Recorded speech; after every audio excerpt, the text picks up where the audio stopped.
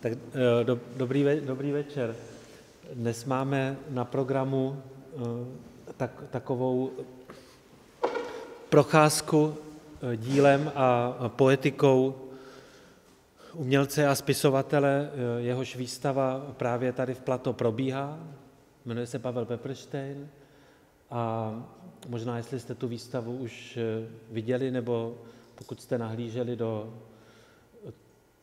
katalogu, do toho sešitu, který o jehož vydání se tady pan Němček tak vzorně staral až do poslední chvíle, tak už ledacos možná víte o tom autorovi a měli jsme za to, že by stálo za to jeho dílo trochu uvést do kontextu dějin a současnosti ruské kultury a zmínit některé jeho aspekty, které na té výstavě, ačkoliv je poměrně rozsáhlá, samozřejmě nemohou být všechny přítomny, protože tady jsou vystaveny 2 cykly jeho obrazů z nedávné doby.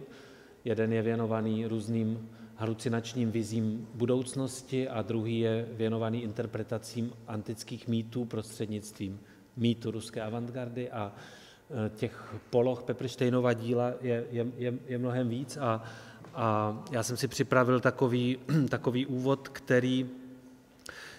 který si klade za cíl některé důležité aspekty toho díla zkrátka zmínit a navrhnout jako námět k diskusi. Já se budu snažit to nějak neprotahovat, abychom se dostali potom k nějaké dialogické části a budu vám moc vděčný, když to budete pak nějak komentovat nebo se na něco zeptáte, něco k tomu podotknete a podobně.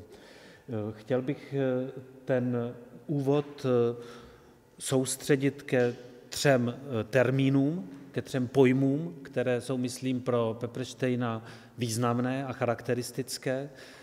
A všechny 3 na první pohled mají málo společného s výtvarným uměním nebo s literaturou. Jeden z nich je pojem inspekce, druhý je pojem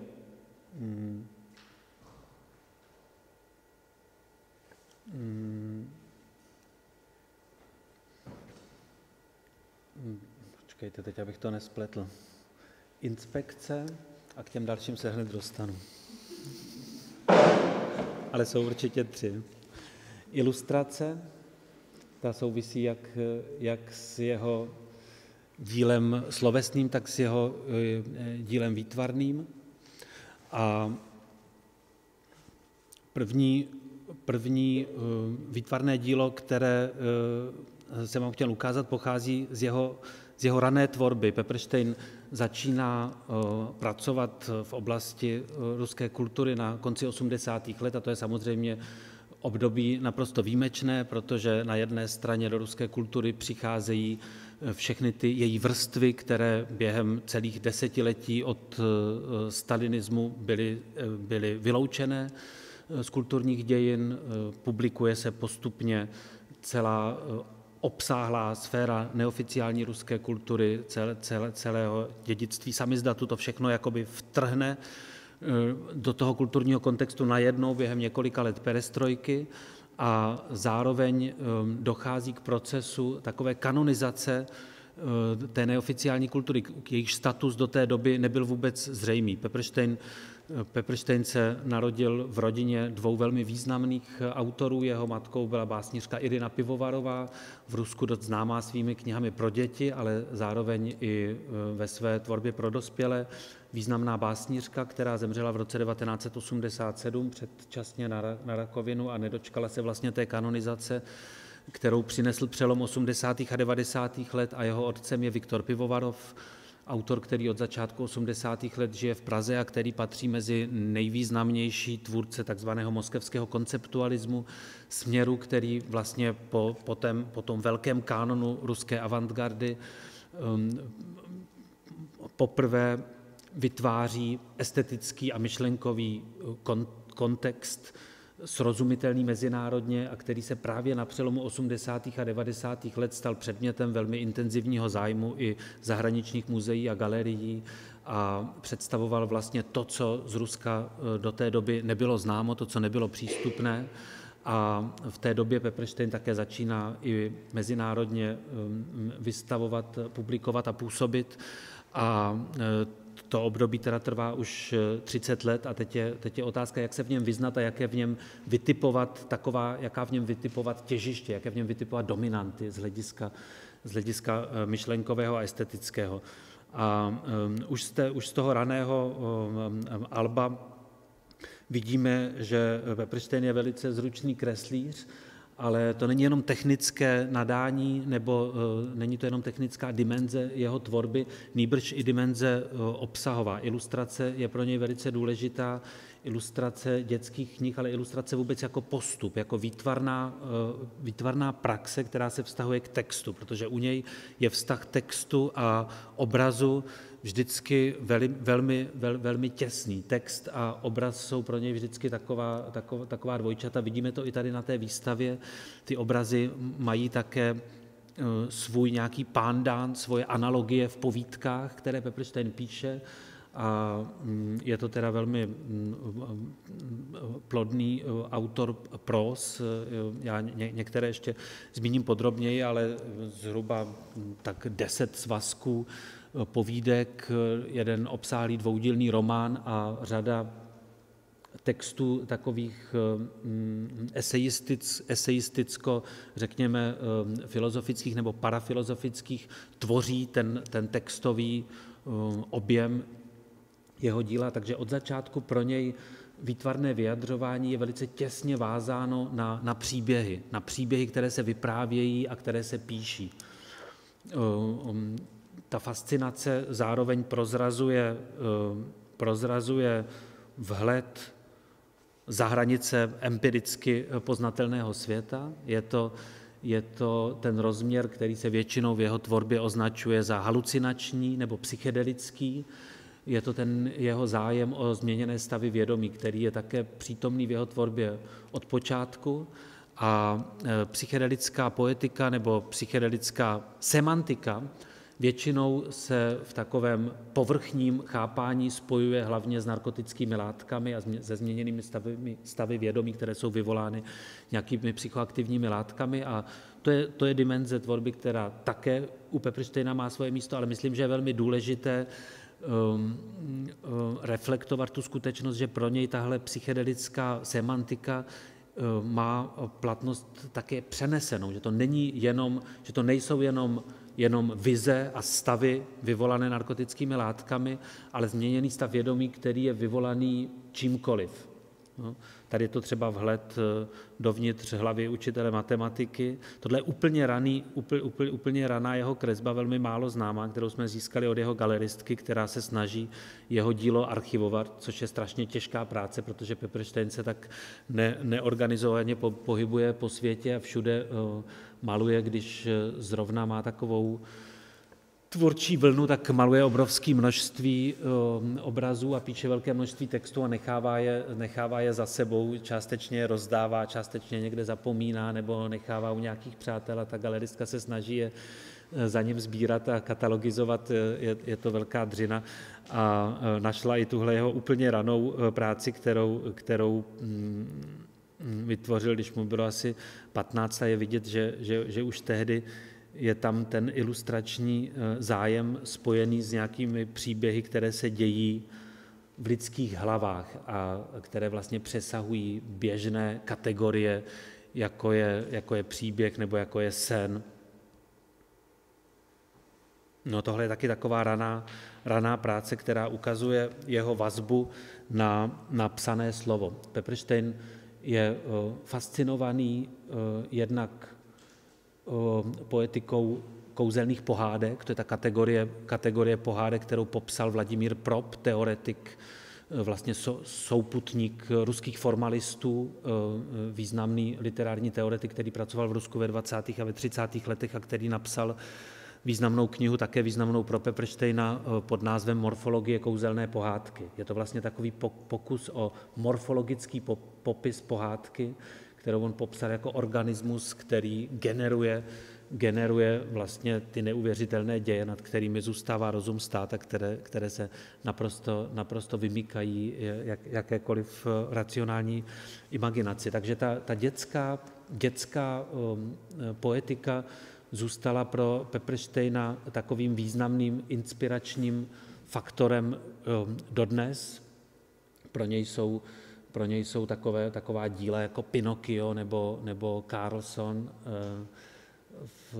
nebo třeba pohádka o Koblíškovi, nebo potom pro starší dětský věk příběhy Sherlocka Holmese. To jsou pro něj naprosto zásadní jako filozofické inspirace, s kterými pracuje potom dál ve své tvorbě. No, tak dneska už je trochu starší, příští týden mu bude 50 a na začátku těch 90. let vlastně kanonizuje další z takových pojmů pro něj významných a to je pojem rekreace. Oni vydávají s jeho souputníky a spoluautory vydávají na začátku 90. let takovou obsáhlou knihu textu, která se jmenuje Ideotechnika a rekreace a je to takový soubor esejů, který shrnuje první období práce skupiny, kterou Pepperstein založil v roce 1987 a ta skupina se jmenovala Inspekce medicínská hermeneutika. Velice zvláštní název pro uměleckou skupinu. A činnosti té skupiny se týká druhý z těch 3 pojmů, na které jsem si na začátku nemohl vzpomenout, a to je terapie. Inspekce a terapie. A časem si možná vzpomenu na ten 3. hlavní pojem, který jsem vám chtěl nabídnout k našemu dnešnímu setkání. Terapie je vlastně strategie nebo proces nebo činnost, která na první pohled s uměním souvisí jenom možná přes nějakou jako art terapie, když se nějaké duševní poruchy léčí malováním. A to vůbec není ten přístup Peppersteinu. On se vůbec art terapii nezabývá. Nejde tam o nasazení umění v nějakých léčebných metodách, nýbrž o pojetí umělecké praxe jako praxe terapeutické, jako praxe diagnostické vlastně. Přičemž zajímavé na tom je, že Pepperstein a spoluzakladatelé té skupiny byli ještě 2, jeden z nich se jmenoval Sergej Anufriev a ten 3. Jurij Lejderman. Všichni jsou dodnes, proto je taky jmenuji jmény, protože oba i Anufriev, i Lejderman dodnes jsou dost významnými účastníky uměleckého procesu. Nestali se tak renomovanými a proslulými jako Pepperstein, ale oba vystavují a jsou velmi umělecky činní. A tito 3 mladí muži došli k takovému přesvědčení, že kulturní praxe je praxí terapeutickou a zároveň inspekční. Oni prováděli takové inspekce, takové pozorování a známkování různých skutečností, takovou analytickou činnost takových zvláštních agentů. Agentura a agentství je také velmi důležitým pojmem pro jeho činnost, taková figura nějakého subjektu, který plní nějaké zadání, takovou rozvědku, možná ani sám neví, co je předmětem té rozvědky, možná zapomněl, kdo ho vlastně vyslal, aby tou rozvědnou činností se zabýval, ale je něčím agentem a plní nějaké úkoly. A tenhle agent jako figura kulturní praxe je vlastně terapeutickým aktérem v tom smyslu, že pojímá jednak skutečnost naší kultury a naší vůbec reality jako něco patologického. Oni vycházeli z toho zážitku, že to, co se děje kolem nich, je jakýsi typ zvláštní nemoci, ale přitom se nevyvazují sami z té terapeutické činnosti jako nějací vzdělaní racionální lékaři, kteří mohou stanovovat přesné diagnózy, nýbrž sami jsou také pacienty v tomhle typu patologie. Dnes vlastně jejich spisy konce 80. a začátku 90. let jsou velmi kanonicky vydány ve 2 svazcích objemných. Jmenují se Kánon prázdnoty 1 a 2 a vyšly v takové řadě knih, kterou pokud se zabýváte trochu víc o ruským konceptualismem a nejrůznějšími autory, kteří do tohoto širokého kruhu takové jakési 2. až 3. avantgardy v Rusku patří, tak vám je vřele doporučuji. Je to řada edice, která se jmenuje Knihovna moskevského konceptualismu, už vyšlo asi 15 svazků, nebo možná ještě víc, a vydavatelem té edice je German Titov, takový, jak se tomu říká, ne mecenáš je taky, ale takový zastaralý slovo, jak se říká třeba Sorošovi, není to sponzor ani mecenáš, ale no, to je všechno takový příliš ekonomický, jo. Ještě existuje jedno takové slovo. No je to to taky. Je to zkrátka člověk, který disponuje dostatečnými prostředky k tomu, aby realizoval takovou velkou publikační sérii vlastně původních textů a vydával řadě autorů tohoto kruhu, počínaje Iljou Kabakovem, který je jako mezinárodně nejznámějším vůbec současným ruským umělcem, vydával takové knihy jakoby pramenů k jejich činnosti, která sahá až do hlubin 60. a 70. let 20. století. A Peppersteinovi vyšlo v této edici, která je běžně dostupná v běžných internetových obchodech, ale vydávaná je ve Vologdě, ve městě, které nepatří zrovna mezi ruské metropole. Všechno to vychází ve Vologdě a jsou to velice kvalitně vydané takové encyklopedie vlastně jednotlivých autorů, skupin a směrů. A tam vyšel i tento soubor textů z toho období, kdy vlastně Pepperstein se začíná se svými přáteli a spoluautory, tady právě Carlson, zabývat takovou estetizovanou teorií a začíná vytvářet také svoje vlastní pojmy a vytváří takový svůj svět, který vlastně se kontinuálně rozvíjí až do dnešních dnů. Vidíte, že třeba na tomhle poměrně také rané kresbě z 90. let už vidíme ty prvky, které můžeme v originálech pozorovat na ostravské výstavě. Je tam také uhranutí geometrickou abstrakcí Kazimira Maleviče a ruské avantgardy, ruského také konstruktivismu a především ale suprematismu. A zároveň tu ruskou avantgardu Pepperstein právě trochu v takové jako psychedelické imaginaci vidí v souvislosti jiných kulturních archetypů. On vlastně tu ruskou avantgardu s jejímž výkladem to dodnes není úplně jasné.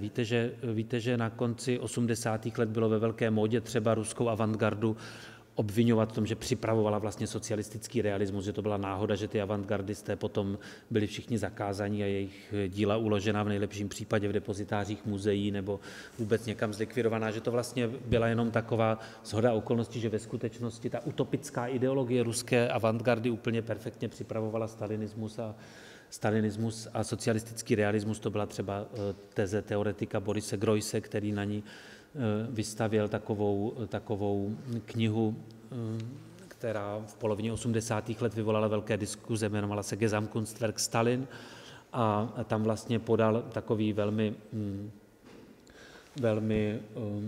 ideologizovaný výklad té ruské avantgardy, ale tím chci hlavně říct, že ten výklad té ruské avantgardy není nějaká uzavřená kapitola, protože jedni badatelé v ruské avantgardě vidí především souvislost s ikonopisectvím a s ruskou pravoslavnou spiritualitou, protože Malevič nazval Černý čtverec ikonou budoucnosti, Michail Larionov s Natálí Gončarovou sbírali ikony, velice se zajímali o neoprimitivismus a také o tradiční formy spirituální spirituálního umění v rámci východního křesťanství. To je jedna by jakoby výkladová verze. Druhá verze vidí v ruské avantgardě především tu souvislost se západními avantgardními hnutími, s dadaismem a s avantgardou, která měla svoje centrum v Berlíně, v Paříži. Třetí v ní vidí něco specificky ruského, co naopak nikde jinde nebylo. Čtvrtí ji chápou především politicky, jako takovou politickou utopii, která je vázaná na ten nový režim. Je to teda velká otázka vlastně, co přesně tento kulturní blok, který už dnes víme, že ovlivnil masivním způsobem všechny následující generace, nejenom ruských umělců, ale zároveň i umělců po celém světě, tak co vlastně znamenal. A Pepperstein s oblibou se pouští do zkoumání otázky, nakolik vlastně avantgarda je takovým archetypem, něčím archetypálním, něčím mýtickým, což tady vidíme právě krásně na té naší výstavě, kdy ten suprematismus se najednou jakoby projektuje, jakoby prolíná napříč staletími, prolíná do těch řeckých mýtů a nově je vykládá a najednou Daidalos s Ikarem jsou prostě letící trojuhelníky a je to setkání vlastně dvou takových jako estetických a myšlenkových invariantů, které se jakoby do sebe vpily a vytváří nějakou novou konstelaci. A zároveň už od počátku v Peppersteinově tvorbě prosvítá velký zájem o symboly a jejich platnost v ideologii. On třeba, tady jde o nové erby společenství nezávislých států, to byl takový ten zvláštní, dnes už málo vzpomínaný, možná, že ti mladší z vás už si ani nespomenou, že existoval takový následnické soustátí po Sovětském svazu. No, existuje to pořád, ale už je to jako takové ve stínu geopolitických událostí současnosti. A Pepperstein se zabýval ve svých pracích tím, jak by mohla taková izbůžka, nějaký chaloupka na kuřích nožkách z ruských pohádek, jak by se mohla stát součástí takového erbu, nebo co vlastně by mělo být v tom novém erbu nějakého následnického státu Sovětského svazu, který se rozpadl, a s ním se rozpadla i jeho symbolika. A srp, kladivo, pěticípá, my víme, že dneska jsou velice aktivně znovu vtahovány do současné ruské politiky a ruské skutečnosti, ale tehdy v 90. letech se ty symboly ocitly jakoby bezprizorné a Pepperstein se jich ujímal a dával jim různou novou platnost a zároveň ho fascinovala taková symbolická řeč nejrůznějších znaků. Je to vlastně v tomhle ohledu lze mluvit o takovém metasemiotickém přístupu v jeho umění, jeho třeba fascinuje znak dolaru nebo libry. Já jsem s ním pořídil takové rozsáhlé interview, které bude otištěno příští měsíc v časopise Art and Antique. Vřele vám ho doporučuji, je to, myslím, zábavné čtení. Tam Pepperstein třeba v odpovědi na jednu otázku vzpomíná, jak trávil v dětství dlouhé týdny se svými rodiči v různých domech, v různých rekreačních zařízeních svazu třeba sovětských výtvarných umělců nebo spisovatelů, kam dostali poukázky jeho rodiče a jak byl fascinovaný možností listovat tam stohy starých novin a vyhledával v nich karikatury a fascinovalo ho, jak tam právě znaky v těch antizápadních, antiamerických nebo i trochu antisemických sovětských karikaturách, jak tam ty znaky peněz souvisejí se znaky světových náboženství s křížem a s šesticípou Davidovou hvězdou nebo s arabským půlměsícem, jak vlastně ty znaky se do sebe vpojují a úplně nejvíc ho fascinovalo, že ty znaky nejvýznamnějších měn, jako je dolar nebo libra, jsou dvakrát přeškrtnuté a měl takové halucinační vize o té přeškrtnutosti, co to vlastně znamená, že nejmocnější je ta měna, která sama sebe škrtá a říká jako vlastně, že není. A to je takové, to nejsou jenom jako jednotlivé vtipy, ale myslím i jeden z takových klíčů k jeho zacházení ze symboly, v kterých vidí, jakoby tak symbol už sám o sobě znamená nějaký přenos významu nebo nějaký odkaz k významu, který je prováděný prostřednictvím nějaké jako semiotické takové elipsy, ale on jakoby tenhle proces dovádí ještě dál a nechává ty symboly žít potom jejich vlastním životem a spřádat příběhy, které nemají už nic společného s empirickým světem. Tohle je zase taková ilustrační doprovod k Peppersteinově próze. Samozřejmě, že když chceme uvažovat o Peppersteinově umělecké tvorbě trošku celistvě a v souvislostech, jak historických, tak v souvislostech současného umění, tak je nezbytné zdůraznit tu jeho práci prozaickou. Tato kniha existuje i v českém překladu. Ondřeje Mrázka vyšla pod názvem Svastika a Pentagon a vojenské povídky do češtiny ještě přeloženy nebyly, ale jsou to dvě knihy takových kratších próz, které také trochu souvisejí s tématem této výstavy, protože líčí takové budoucí příběhy a také budoucí války.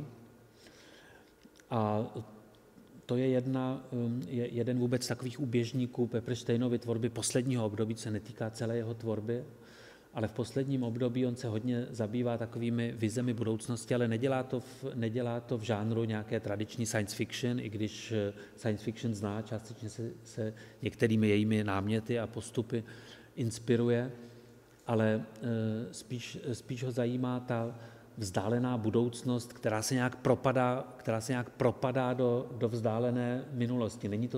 Není to ta budoucnost, kde už jsou nějaké dokonalé stroje, vůbec jakoby ta technická dimenze vzdálené budoucnosti pro něj není nijak fascinující, není to žádná dominanta toho jeho uměleckého uvažování, nýbrž spíš v té vzdálené budoucnosti dochází k nějakým propadům do právě té vzdálené minulosti. Tak je tomu i v těch povídkách o válkách budoucích věků, které zároveň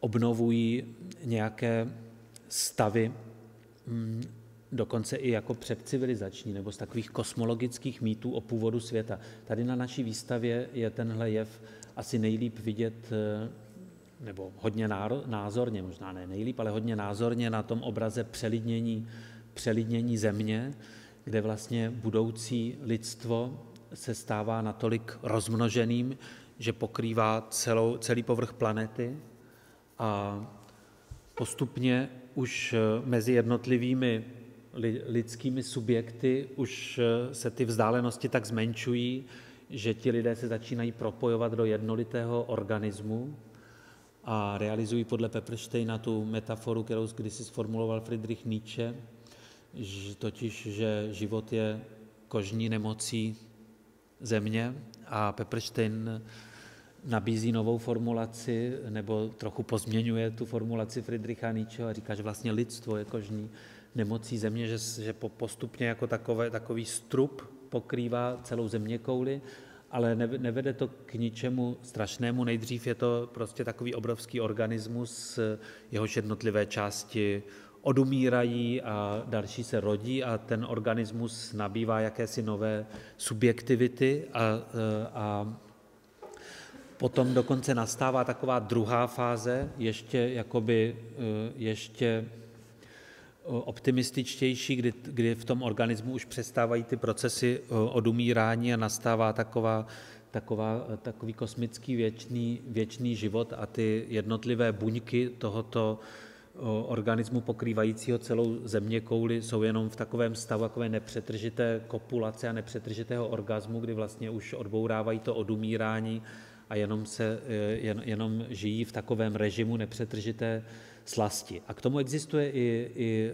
text líčící tento budoucí stav země a zároveň, což je pro Peppersteina důležité, to není jenom vize taková futurologická, nýbrž je to zároveň i obnova nějakého prastavu, kdy vlastně ty figury, jako je Adam Kadmon třeba v židovské teologii, vlastně prabytost, androgyní prabytost, která stojí na počátku světa a rozděluje tmu od světla a tak analogie je Paraša v indické spiritualitě a v čínské kosmologii také existuje bytost oddělující yin a yang. To znamená, že ta budoucnost realizuje vlastně nějaké pravzory předcivilizační, takže jsou to takové halucinační vize budoucnosti, které mimo jiné jsou velice jako vtipné a takové nevtíravé svoji filozofickou dimenzi nějak neprožívají jako něco těžkotonážního, co by člověk musel brát smrtelně vážně, ale zároveň jsou velmi pevně vázané na různé historické texty. Pro Peppersteina je například úplně určující takovou strhující inspirací čínský román klasického období a hlavně Cesta na západ, která byla do ruštiny přeložena a měla v Rusku mnohem intenzivnější recepci než třeba v české kultuře. Taoismus a čínská filozofie jsou pro něj velice důležité i v jeho výtvarné práci, i v jeho próze. Asi taková nejobsáhlejší jeho próza je román dvoudílný, který se jmenuje Mytogenní láska kast a který je pro jeho prozaickou tvorbu také velmi příznačný. První díl napsal se Sergejem Anufrijevem, jak tady vidíme na obálce toho prvního dílu, potom existuje ještě druhý díl, neméně objemný, který už napsal Pepperstein sám. A to je příběh druhé světové války, líčený ale z hlediska takového změněného stavu vědomí. Hlavní postavou toho románu je stranický funkcionář jménem Dunajev, který hned na začátku války společně s fabrikou na okupovaných sovětských územích, okupovaných nacistickou armádou, exploduje a ocitne se v lese, kde pravděpodobně sní nějaké psychoaktivní houby a potom se vlastně v celém tom ději na těch stovkách a stovkách stránek snaží dostat na frontu a snaží se splnit svůj vlastenecký úkol v rámci velké vlastenecké války, ale furt se mu to nedaří, furt někam sklouzává do nějakých starých příběhů, právě těch kouzelných pohádek nebo do nějakých mystických vizí, setkává se s takovým zvláštním kouzelníkem, který ho jako naprogramuje k takovým vidinám a do toho jdou reálné události, reálné bitvy druhé světové války. Takže ten román má částečně takovou historiograficky doložitelnou strukturu děje, který se týká všeobecně známých událostí a je ale líčený z hlediska té zvláštní subjektivity, která se vrací i v těch kratších Sorokinových prózách, z hlediska subjektivity, která jakoby je vyvázaná z racionálního vnímání světa a s tou empirickou skutečností je nějak konfrontovaná, nějak se s ní setkává, nějak se s ní prolíná a to vede k nejrůznějším i vtipným, i hrozným následkům. Kdybychom měli víc času, tak bychom si mohli přečíst pár citátů důležitých z toho románu, kdy se vědomí hrdiny pohroužilo do toho, čemu se rusky říká briet. Jo, to je taková dost podstatný stav pro to psychedelické vnímání světa. Těžko přeložitelný do češtiny. Briet je něco jako šílenství.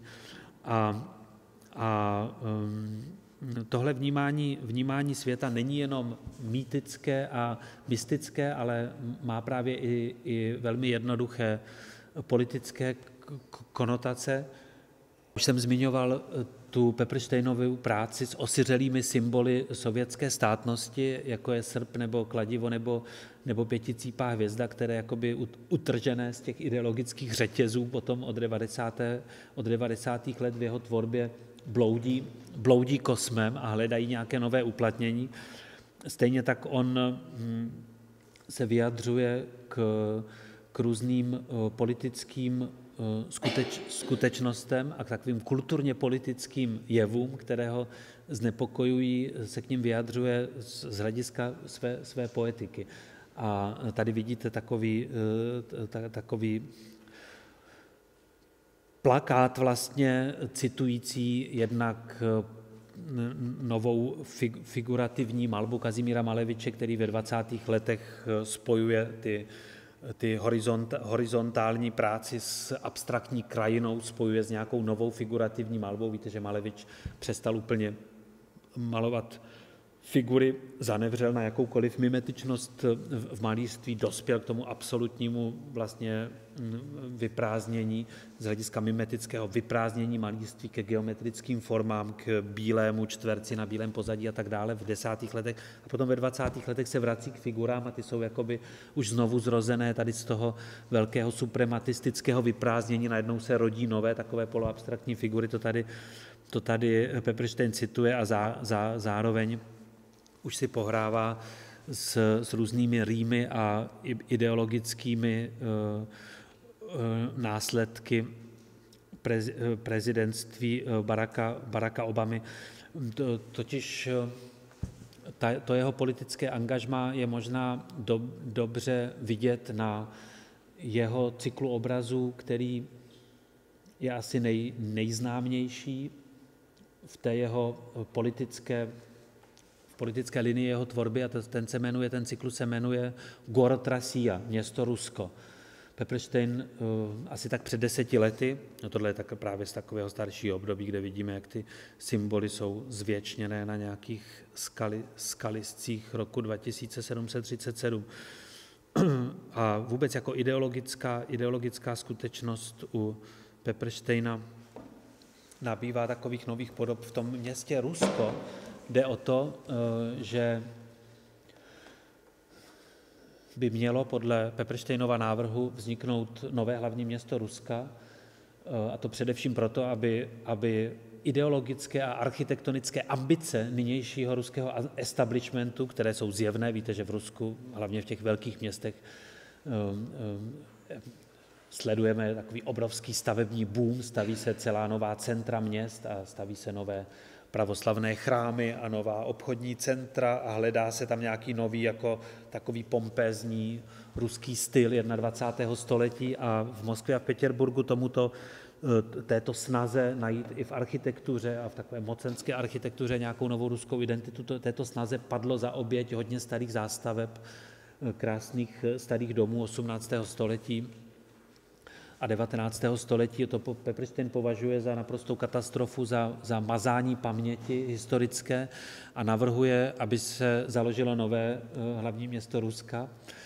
Dokonce napsal takový otevřený dopis nejvyšším představitelům ruského státu, navrhl i místo na půli cesty mezi Petěrburgem a Moskvou, kde je dost prázdného místa, kde se stejně nic nepěstuje ani nevyrábí, takže by tam bylo dost místa pro tento projekt, který by jakoby umožnil v tomhle hledání nové identity všechno rozjet opravdu na plný obrátky. A tohle je třeba velká černá krychle, je to sídlo ruské vlády. V roce 2099 takhle bude podle Peppersteina vypadat. Není to ostatně tak vzdálený od toho, jak vypadá sídlo nynější ruské vlády, takzvaný Bílý dům, to je taky taková krychle. Ale tady to bude černý čtverec Malevičův a v té své civilizační politické utopii Pepperstein líčí tuto Rusko budoucnosti právě jako takové ruské prasymboly. Tady je taková mať Rasia, která je přetvořená do takového obrovského architektonického komplexu. Tohle jsou také takové mrakodrapy budoucnosti, ozdobené hlavy na vršcích domů. A tady k tomu projektu toho města Rusko možná stojí za to zmínit, jaký má Pepperstein vztah k utopii a k antiutopii, protože tady v souvislosti i s jeho vizemi budoucnosti, i tady v souvislosti s tou jeho architektonickou imaginací byl samozřejmě tázán kritiky a interprety, nakolik je to vlastně utopie, nakolik je to nějaká skutečně, jako buduje prostě Tommaso Campanella Sluneční stát, nějaká ideální verze nějaké budoucí státnosti, která je vlastně žádoucí, protože se nebudou prznit ta ruská města a bourat v nich ta krásná stará zástavba, a nakolik je to ale zároveň antiutopie, možná nějaká hrůzná naopak vize Ruska, které už se stane jako natolik totalitárním, že svojí architekturou vytvoří nějaký nezměrně kolosální nový styl, který imperiálně bude pronikat do jiných civilizací. A nakolik je to prostě antiutopie klasická, jako známe od Zamjatina z jeho románu My z roku 1927, kdy se vlastně líčí s mnoha předvídavými rysy ve vztahu ke stalinismu, taková budoucnost vlastně strašná, kde všichni jsou kontrolovaní nějakými skleněnými stropy, všudy přítomná státní bezpečnost všechny kontroluje a vydává povolení, kdo s kým se smí milovat, řídí rodiny nebo ruší rodiny a prostě všechny ty vize, které známe od Orwella z jeho románu 1984 a ze všech těch klasických antiutopí. Tak vlastně ta otázka směřovaná na autora byla, jestli je to teda utopie nebo antiutopie. A na to Pepperstein odpovídá, že vlastně je pro něj důležité zachovat určitou otevřenou ambivalenci mezi těmito dvěma vlastně myšlenkovými postupy, protože utopie i antiutopie nejsou jenom umělecké žánry, ale zároveň to je určitá myšlenková invence, že utopické myšlení známe taky z filozofie, že třeba od Blocha a dalších, kteří se zabývají tím, nakolik utopie vlastně je nosná jako pro vůbec lidské myšlení a nakolik antiutopie může před něčím varovat a tak dále. A pro Peppersteina je důležitá ta ambivalence, jakési on říká, že by rád v tom se odvolal na Buddhu a hledal nějakou střední cestu nějaké vyrovnané nirvány mezi utopiemi a antiutopiemi, protože jeho postoj mně připadá zajímavý taky na jeho estetice, která, jak už je teď patrné z vaší znalosti, jak této výstavy, tak i těch pár zmínek, které jsem tady uvedl, tak je zřejmé, že to je poetika dost jako lidově řečeno, jako ulítlá, jako tou psychedelickou halucinační obrazotvorností, jako dost vzdálená našemu každodennímu světu, že to je velmi, velmi obrazivá, taková trochu pohádková a velmi jako odvážná, co se týče síly lidské obrazotvornosti, estetika a myšlenkový svět. To je jako na jedné straně. Ale na druhé straně, to mě právě na tom připadá zajímavé, že na druhé straně velice často za těmi koncepty jsou úplně racionální, úplně věcné koncepty, které pocházejí právě z astrofyziky nebo z politické současnosti. On se už od konce 80. let vždycky velmi, velmi bedlivě zabýval takovou typologií třeba nejvyšších představitelů sovětského a ruského státu, takovou typologii Jelcina, a potom můžu říct, jak pojímá Pepperstein Jelcina, to taky bude zmíněno v tom rozhovoru pro časopis Art and Antique. Zkrátka takové naprosto banální komponenty naší každodennosti, kterou jsme si nezvolili, která je nám vnucována médii a naší politickou situací. To je pro něj vlastně taky jako něco velmi, velmi závažného, co nějak jeho imaginaci vzrušuje. A to se právě týká toho vztahu utopie a antiutopie. On říká, tak podívejme se na utopie, jako byla třeba ta, která je Peppersteinovi vzhledem k jeho kulturnímu zázemí nejbližší, totiž komunistická utopie, která vytváří nějaký nádherný svět absolutní rovnosti a štěstí, který není nijak devastovaný majetkovou nerovností a majetnickými vztahy a penězi, a to je ta krásná utopie, a známe tu skutečnost koncentračních táborů a nezměrného utrpení, věznění obrovských skupin obyvatelstva, naprostého ekonomického úpadku a krachu, který končí rozpadem celého toho systému na konci 80. let minulého století. Tak to je utopie vlastně není tou cestou, která by byla žádoucí, ale antiutopie je vlastně pro Peppersteina podobně hrozná, protože to je ten typ myšlení, který nám říká, že vlastně všechno je hrozné a zrůdné už teď a nemá cenu si přát nic lepšího. A Pepperstein říká, ta antiutopie říká, všechno je hrozný, a ono to skutečně hrozný je, takže to taky není jako ta cesta, která by byla východiskem. Takže taková jako opatrná, ambivalentní, distancované terapeutické pozorovatelství. Můžeme, kdybych se vrátil k tomu termínu terapie, tak by se dalo říct, že jeho vlastně kulturní strategie je právě v tomhle smyslu terapeutická i ve vztahu třeba k utopii a antiutopii jako myšlenkovému programu. Že on vlastně terapeuticky se ptá, co je utopie za typ patologie a jakým typem patologie je antiutopie a jaké jsou možné formy rovnováhy mezi nimi, které by přece jenom umožňovaly nějakou skutečnost, která je snesitelná. A toho se týkají ty vize. Já už bych se chtěl přiblížit ke konci svých vstupních poznámek a chtěl bych vám ukázat ještě několik takových vydatných obrazů. Jedna z nich ukazuje planetu ptáků a filozofů v 6. tisíciletí, kde vlastně kosmos je nějak nově strukturován a tělesa, symboly v něm zaujímají novou platnost.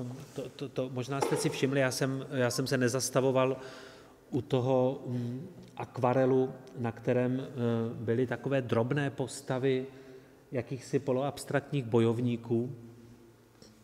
Ta patří do celého cyklu takového výtvarného Peppersteinova uvažování o nejrůznějších takových halucinačních konfrontacích, o takových bitvách. On má celý cyklus bitev. Ten cyklus se vystavoval v galerii Regina v Moskvě, která je jednou z hlavních galerií zastupujících Peppersteina v Ruské federaci.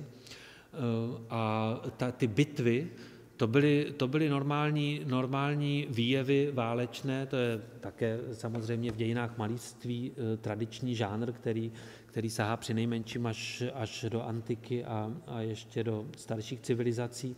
A ty bitvy u Peppersteina jsou zvláštní tím, že v nich nebojují jenom lidé, ale že v nich bojují nejrůznější jevy spolu, jako třeba takové mušle spirálovité, mušle třeba bojují s krystaly, nebo šneky. Šnek je taky taková pro Peppersteina fascinující bytost, kterou často na svých obrazech znázorňuje.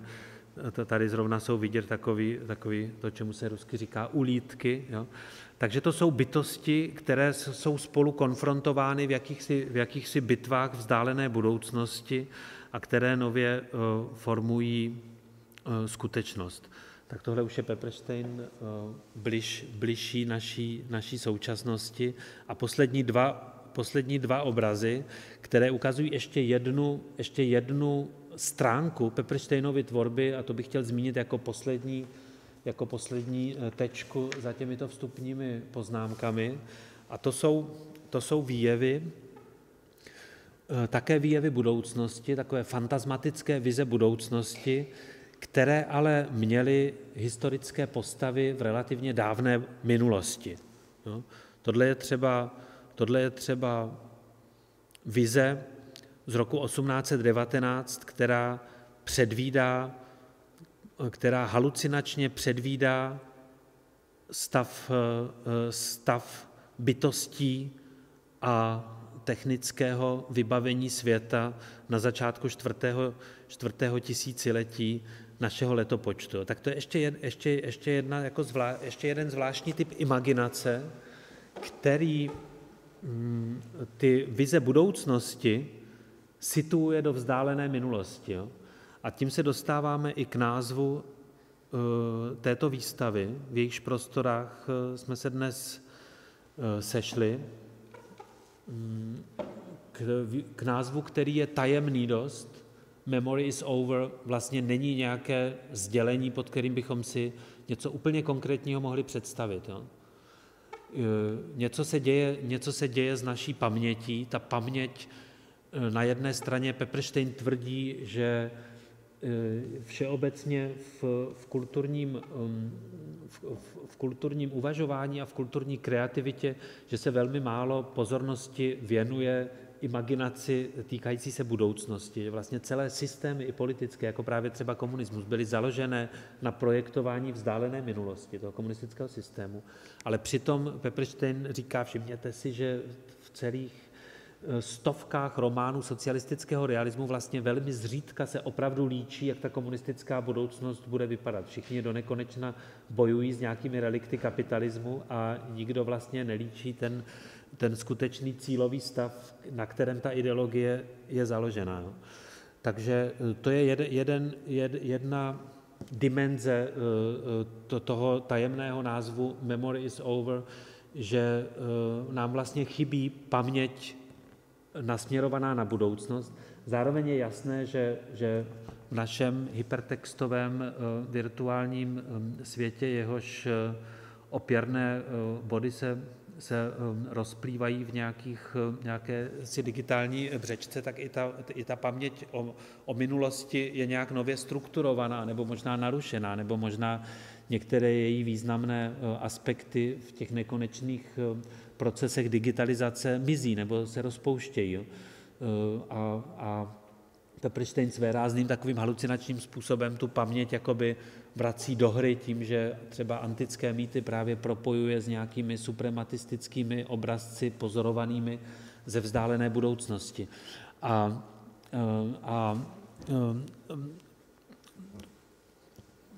Potom je tu ještě jedno, a to už je úplně poslední, co bych chtěl říct, potom je tu ještě jeden důležitý rys té hypotézy, s jejíž interpretací máme trochu potíže, Memory is over, a to je ta složka, která leží v základě asi každého skutečného uměleckého díla a která nám nedovoluje tu interpretaci uzavřít nějakým jedním definitivním způsobem. A to je taky moment, který Pepperstein zdůrazňuje, že totiž jako autor pracuje s nějakými figurami porozumění a s nějakými metodami založenými na porozumění něčeho antického mýtu, který všichni buď ho známe, nebo když ho neznáme, jak se můžeme přečíst, nebo nějakých jevů z astrofyziky, nebo z dějin filozofie, jako je Nietzsche nebo Freud, pro Peppersteina je velice důležitá psychoanalýza. To je celý ten background jakési erudice, který u Peppersteina je dost intenzivní a dost rozsáhlý. A potom ale se s těmito strukturami jakoby chápání, porozumění a nějakých opěrných bodů se setkává celá ta velká sféra jakéhosi neporozumění nebo významové otevřenosti, a ta je možná neméně důležitá. Ta nás nutí, abychom každý za sebe hledali právě v takových kryptogramech jako Memory is over nějaké svoje emocionálně racionální naplnění, a to je taková vrstva, která u Peppersteina rozhodně nepřichází zkrátka, protože celá ta jeho halucinační poetika umožňuje obrazotvornosti skutečně rozvinout se do té míry, jaké je každý z nás za sebe schopen. A to je za mě poslední slovo. Moc vám děkuji za vaši pozornost.